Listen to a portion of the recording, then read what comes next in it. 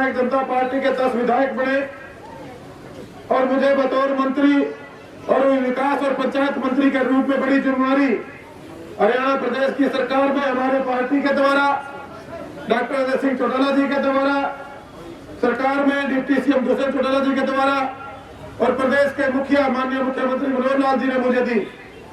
साथियों, एक तो मेरा यह सौभाग्य रहा कि इस देश की आजादी की लड़ाई में हमारे परिवार का, मेरे ग्रैंडफादर साहब कैप्टन उमराव सिंह जी का, जो नेताजी सुभाष चंद्र बोस जी ने आजादी फौज खड़ी की थी, उसमें एक अहम योगदान रहा। उनके साथ मिलकर इस देश की आजादी की लड़ाई लड़ी और ग्रामीण अंचल में इन्हीं गांव की गलियों में मेरा जन्म हुआ, मैं बड़ा पला और जो गांव की समस्याएं हैं मैं भली बात जानता।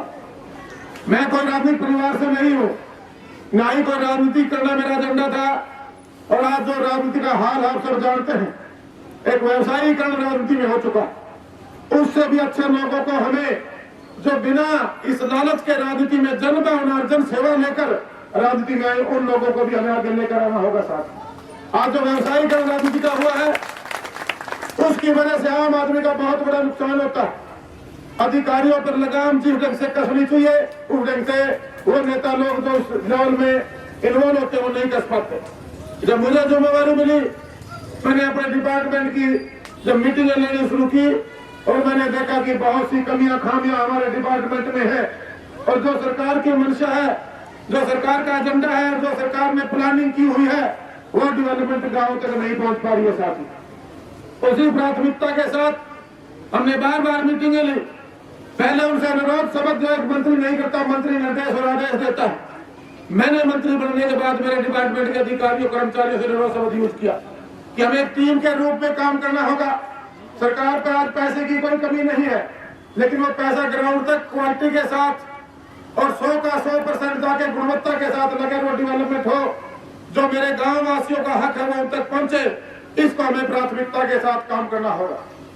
कुछ समय बाद जो समझदार और सही तौर पर काम करने वाले दबे हुए कुछ अधिकारी कर्मचारी थे, उनको तो बात बहुत जल्दी समझ में आती थी, लेकिन कुछ एक का दिमाग बहुत ज्यादा खराब था कि क्या होता है, क्योंकि परंपरा पुरानी बड़ी हुई थी, उसको तोड़ने का काम हमने किया और हमने एक संदेश देने का काम किया कि अब मेरे रहते हुए मेरे विभाग में और जहां मैं जाऊंगा वह जीरो टॉलरेंस पे जो सरकार की नीति उस पर काम करना होगा। साथी, उसके लिए मैं आपसे अपील करना चाहता हूँ कि जब तक सोशल अवेयरनेस और सोशल इन्वायरमेंट आप लोगों की नहीं होगी, तब तक जो धारा ये बना हुआ वो सही तरीके से पटड़ी पर नहीं आ पाएगा। उसके लिए आप सबके सहयोग और योगदान आपका रहना चाहिए। कमेटी बनाई, युवा साथी है हमारे, बुजुर्गों के मार्गदर्शन में जो हमारे रिटायर्ड पर्सन है वो सारे आगे आए और अपने अपने जिम्मेवारी, अपने अपने काम की जिम्मेवारी लेने का काम करें। आप अपने जो भी जिस रूप में जनप्रतिनिधि चुनते हैं, उसके साथ साथ एक कमेटियां गाँव में बनाने का काम करें। जब वो कमेटियां सक्रिय होकर काम करेंगी और जो पैसा डेवलपमेंट के लिए सरकार आप तक भेजने का काम करती है, आप ये सुनिश्चित करेंगे कि वो पैसा 100 का 100% डेवलपमेंट को गुणवत्ता के साथ लग रहा है, तो आने वाले समय में गांव में बहुत बड़ा बदलाव आप लोगों को देखने को मिलेगा। साथियों, मैं इतना ही बताना चाहता हूँ कि पिछले समय में जो बजट हमारे गाँव देहात के डेवलपमेंट के लिए सरकार ने पिछले बजट सेशन में रखा गया था, उसको कहीं न कहीं 2 कारण ये भी थे कि कहीं कोविड आया और उसके बाद जो किसान आंदोलन चला, तो सरकार जिस तेजी के साथ जो विकास करना चाहती थी वो नहीं कर पाई थी। लेकिन साथियों, इसका एक कारण और भी था, उसमें वो सुस्त अधिकारी और कर्मचारी जो कुर्सियों पर बैठकर सिर्फ कुर्सी तोड़ने का काम करते थे, कहीं न कहीं वो भी जिम्मेवार रहे हैं। साथियों, हमने पूरे डिपार्टमेंट में हमारे चाहे चंडीगढ़ में बैठे अधिकारी हो, चाहे ब्लॉक लेवल पर, जिला लेवल पर अधिकारी और कर्मचारी हो, उनको आगाह करने का काम कर दिया है। अगर कहीं करप्शन तो एक बहुत बड़ा मुद्दा है ही, उसको भी हमारे डिपार्टमेंट से जड़ से मिटाने का काम आपके सहयोग से सरकार करेगी, आपका भाई बेटा बबली करेगा। उसके साथ साथ अगर किसी ने वहां जाकर सिर्फ खाली कुर्सी तोड़ने का काम किया, भाई बबली करप्शन के खिलाफ तो भी तिरबंदर में लग रहा है, जिसने काम नहीं किया उसका भी इलाज करने का कसर नहीं छोड़ दूंगा। क्योंकि जो पैसा सरकार देना चाहती है जनता के डेवलपमेंट के लिए है, आपके वो अधिकार है, वो पैसा प्लानिंग के साथ पूरा प्रपोजल बढ़ के, उसके एस्टिमेट बढ़ के टाइम से यहाँ ब्लॉक लेवल से, गांव से, हमारे जिला लेवल से चंडीगढ़ पहुंचाने का काम अधिकारियों की ड्यूटी है। उसके बाद वहां चंडीगढ़ में बैठे हुए अधिकारी उसका अप्रूवल देकर वो पैसा नीचे भेजने का काम हमने टाइम बाउंड कर दिया है। साथियों, जो भी आज आप मेरे पास पूरी सरदारी यहाँ बैठी है, आपके गांव के अलावा जो भी आपके दूसरे गांव से भी हमारे यहाँ बहुत से लोग आए हैं, जो डिमांड है, मांग पत्र है, मैं अपने साथ लेकर जाऊंगा।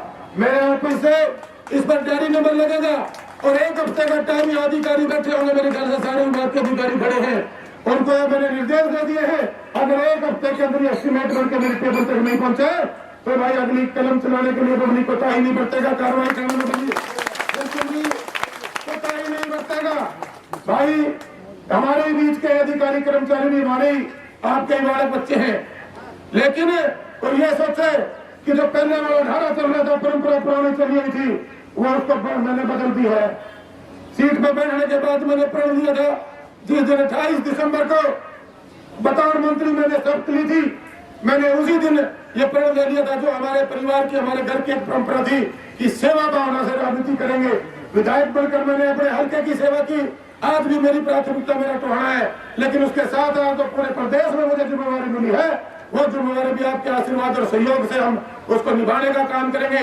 और भाई ये ईमानदारी से सारे मानते हैं, मैं ईमानदार हूँ। एक ईमानदार होना और एक ईमानदार दिखना, बबली दिखना नहीं चाहता, बबली ईमानदार है और ईमानदार आदमी ही मेरे पास खड़े हो सकेगा। भाई दूसरी तरह के लोग हर समाज में है, क्षत्रिय बिरादरी में है, अधिकारी कर्मचारियों में है, राजनीति में है, लेकिन 90% आबादी में ये मानता हूँ पूरे हरियाणा प्रदेश की ऐसी है जो ईमानदारी से अपना हक चाहती है, मान सम्मान चाहती है। उस 10% को अगर हम अलग से निकाल दें और आप 90% लोग ये मन बना ले कि हम ईमानदारी से हमारा जो ड्यूटी है समाज के प्रति, हमारे परिवार के प्रति, देश के प्रति, मेरे गांव के प्रति, उसको निभाएंगे, तो उन 10 की कोई हैसियत नहीं है कि आपके सामने खड़े हो पाए। हमें जिम्मेवारियां लेनी होगी। आज इसे ये चाय पानी के प्रोग्राम को आपने जनसभा में तब्दील कर दिया।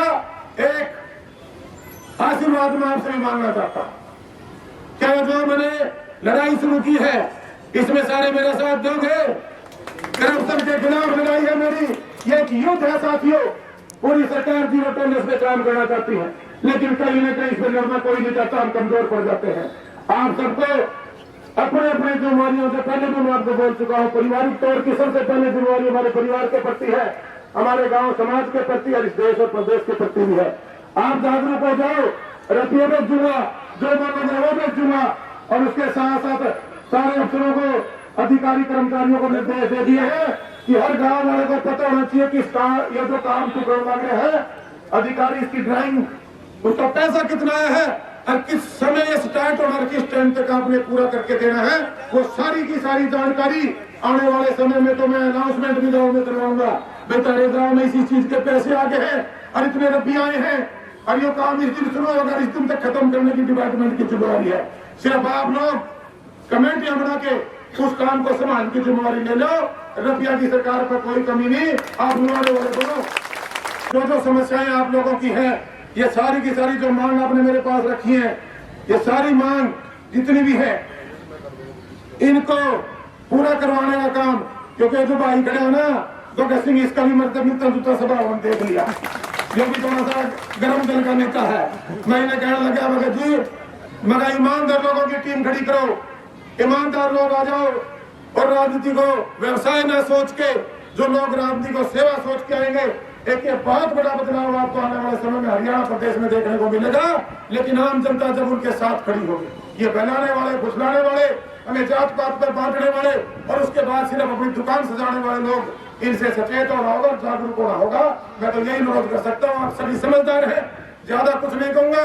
हाँ, जो जिम्मेवारी मुझे दी है, मेरे टोहाना के लोगों को फोन करके पूछ लो।